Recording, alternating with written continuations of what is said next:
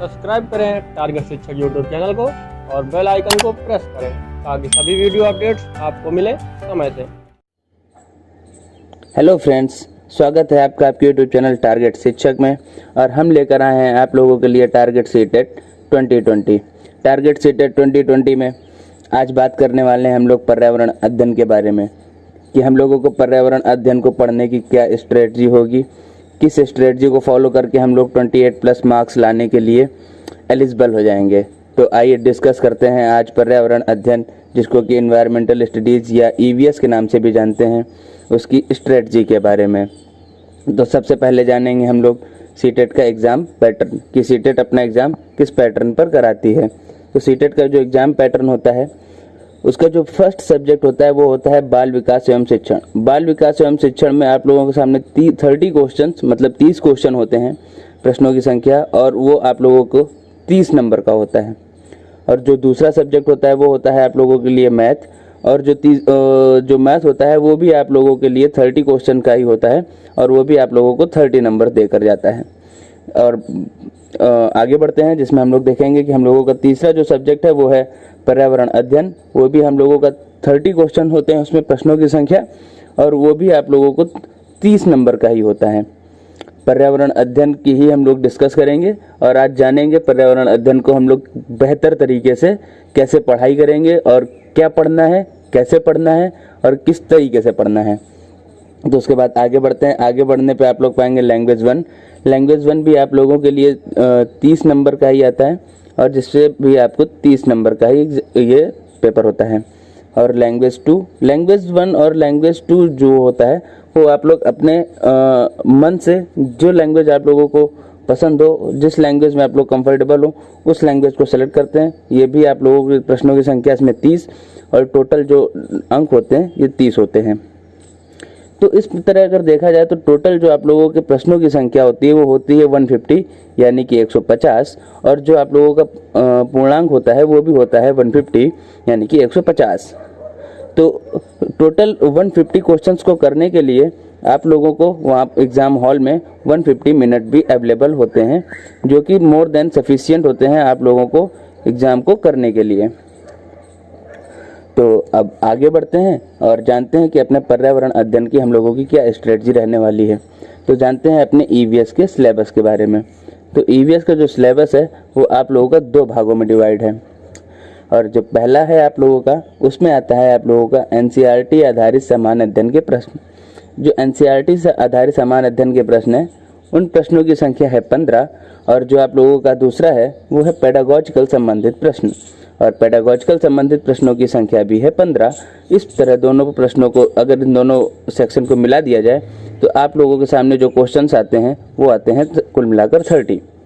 अतः देखते हैं कि EVS का जो हम लोगों का सिलेबस है, EVS के सिलेबस में आप लोगों को 30 क्वेश्चन देखने को मिलेंगे। पहला मिलेगा आपको NCERT से रिलेटेड क्वेश्चंस, और जो दूसरा मिलेगा वो मिलेगा आपको पेडागॉजिकल संबंधित।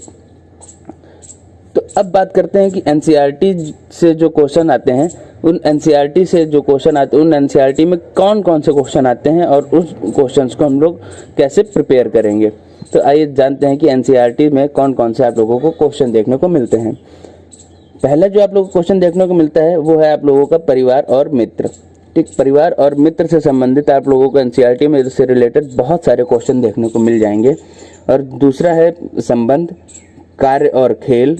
फिर तीसरा मिलेगा आपको पशुओं के बारे में, पौधों के बारे में बहुत सारे क्वेश्चन आपको देखने को मिलेंगे। पशुओं के बारे में देखने को मिलेंगे कि आपसे क्वेश्चन पूछा जाएगा और पूछा जाएगा कि ये जानवर आप लोगों को कहाँ मिलता है। पौधों के बारे में पूछा जाएगा कि इस पौधों की पत्तियों का यूज किस में किया जाता है, या इस तरीके के काफ़ी आसान और बहुत अच्छे लेवल के भी क्वेश्चंस आते हैं। और इसी तरीके से भोजन से रिलेटेड भी क्वेश्चन आप लोगों को देखने को मिलेंगे। भोजन से रिलेटेड क्वेश्चंस आते हैं कि जैसे आप लोगों के सामने एक कोई रेसिपी दे दी, जैसे आप लोगों के सामने लिंग हु फेन दे दिया और आप लोगों से ये पूछा गया कि लिंग हु फेन आप लोगों की कहाँ की रेसिपी है। तो इस तरीके से भोजन से रिलेटेड क्वेश्चंस मिलेंगे। आवाज़ से रिलेटेड आप लोगों को क्वेश्चन मिलेंगे। आवाज़ से रिलेटेड क्वेश्चन में आप लोग पाएंगे कि आवाज़ से रिलेटेड जैसे कभी किसी पूछ लेते हैं कि जो आप लोगों के लद्दाख के घर हैं, लद्दाख के घर किस तरीके के होते हैं, या असम के घर किस तरीके के होते हैं, इस तरीके के आपके आवाज़ से रिलेटेड क्वेश्चन, पानी से रिलेटेड क्वेश्चन, भ्रमण से रिलेटेड क्वेश्चन, या हम चीज़ें कैसे बनाते हैं, things we make do.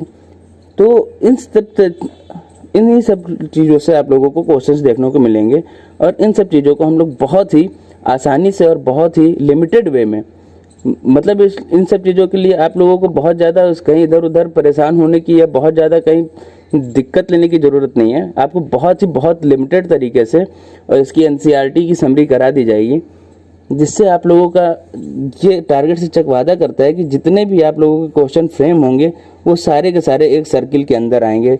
Circle के बाहर एक भी क्वेश्चन आप लोगों का नहीं जाने वाला है। लेकिन शर्त बस इतनी सी है कि आपको टारगेट शिक्षक को रेगुलर फॉलो करना पड़ेगा। ठीक है, आगे बढ़ते हैं। एनसीईआरटी के बाद देखते हैं कि आप लोगों के पेडागोजिकल रिलेटेड कौन कौन से क्वेश्चंस आते हैं। तो पेडागोजिकल रिलेटेड क्वेश्चंस देखते हैं। तो पेडागोजिकल में पाएंगे जो आप लोगों का पहला है उसमें होता है ईवीएस की अवधारणा और व्याप्ति, और जो दूसरा है उसमें ईवीएस का महत्व और एकीकृत ईवीएस। उसके बाद आपको मिलेगा पर्यावरणीय अध्ययन एवं पर्यावरणीय शिक्षा। पर्यावरणीय अध्ययन और पर्यावरणीय शिक्षा के बाद देखेंगे तो आपको मिलेगा अधिगम सिद्धांत। अधिगम सिद्धांत के बाद मिलेगा विज्ञान और सामाजिक विज्ञान की व्याप्ति और उसका संबंध। उसके बाद अवधारणा प्रस्तुत करने के दृष्टिकोण, क्रियाकलाप, और जब आगे बढ़ेंगे तो आप लोगों को मिलेगा सीसीई यानी कि चाइल्ड सेंटर्ड एजुकेशन, शिक्षक सामग्री उपकरण। शिक्षक सामग्री उपकरण के बाद मिलाएंगे आप लोगों के सामने समस्याएं, और उन समस्याओं को हम लोग करेंगे सॉल्व, जिसको हम लोग कहेंगे निदानात्मक शिक्षण। तो निदान, समस्याएं और उसकी हम लोग करेंगे चर्चा। तो इसमें सारी सब चीज़ें आप लोगों को मिलने वाली है पेडागोजिकल संबंधित क्वेश्चन में। और आप लोगों का एक भी क्वेश्चन, एक भी इवन अ सिंगल क्वेश्चन, जैसा कि मैंने बोला कि एनसीईआरटी में भी आप लोगों का एक भी क्वेश्चन इस जो सर्कल है जो फ्रेम किया गया है उसके बाहर नहीं जाएगा। सेम वही चीज़ यहाँ पर भी फॉलो होगी। पेडागोजिकल का आप लोगों का क्वेश्चन इतने आप लोगों को प्रैक्टिस करा दी जाएगी कि आप लोग बड़े ही आसानी से उसको कर पाएंगे बिना किसी दिक्कत के। तो आगे बढ़ते हैं। अब आप लोगों के मन में ये ख्याल आ रहा होगा कि एनसीईआरटी और पेडागोजिकल से रिलेटेड क्वेश्चंस तो हो गए, लेकिन अगर मुझे भी पढ़ना है तो मुझे किस बुक्स को फॉलो करना पड़ेगा। एक्चुअली मेरी माने तो आप लोगों को किसी भी बुक को फॉलो करने की कोई ज़रूरत नहीं है, क्योंकि आप लोगों के यहाँ बड़े ही लिमिटेड वे में सारी की सारी समरी जो है वो करा दी जाएगी। लेकिन अगर आप लोगों का फिर भी मन है कि आप लोग करना ही चाहते हैं तो आप लोगों के लिए मैं जानकारी के लिए बता दूं कि आप लोग फॉलो कर सकते हैं क्लास 4th की और क्लास 5th की एनसीईआरटी की ये जो बुक्स हैं, दोनों ही देखिए एनसीईआरटी से हैं और गूगल में आप लोगों को नेट में बड़ी ही ईजिली अवेलेबल हो जाएंगी। पहली है कक्षा 4th के लिए पाठ्य पुस्तक जो कि आसपास के नाम से है, और दूसरी है कक्षा 5 के लिए पाठ्य पुस्तक, वो भी आसपास के नाम से है।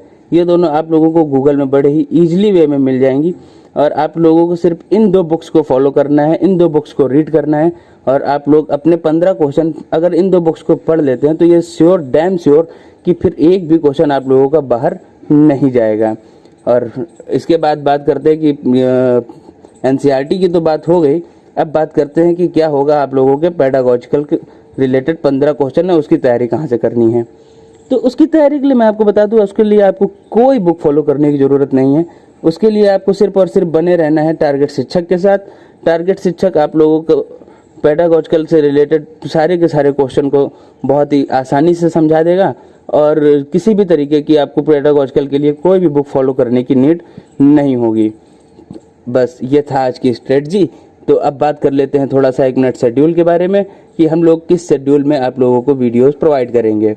तो जो हम लोगों का सीडीपी वाला वीडियोस है वो आप लोगों को डेली इवनिंग में शाम को 5 बजे मंडे, वेडनेसडे और फ्राइडे को अवेलेबल हो जाया करेगा। और उसी बात करते हैं अगर ईवीएस का जो हम लोगों का वीडियो है वो आप लोगों को डेली इस इवनिंग में 5 बजे ट्यूसडे, थर्सडे और सैटरडे को अवेलेबल होगा।